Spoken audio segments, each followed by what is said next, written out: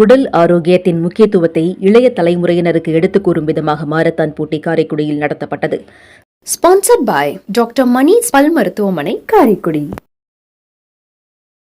சிவகங்கை மாவட்டம் காரைக்குடியில் நடைபெற்ற மாரத்தான் போட்டி அழகப்பா உடற்கல்வியியல் கல்லூரியில் இருந்து தொடங்கி காரைக்குடி நகரின் முக்கிய வீதிகளின் வழியாக சென்று மீண்டும் கல்லூரியை வந்தடைந்தது.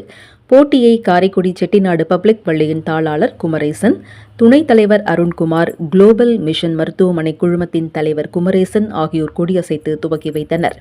இந்நிகழ்ச்சியில் அழகப்பா பல்கலைக்கழகத்தின் துணைவேந்தர் ரவி, முன்னாள் துணைவேந்தர் டாக்டர் சுப்பையா, உடற்கல்வியியல் கல்லூரிகளின் துணைவேந்தர் சுந்தர், காரைக்குடி வட்டாட்சியர் ராஜா ஆகியோர் கலந்து கொண்டனர்.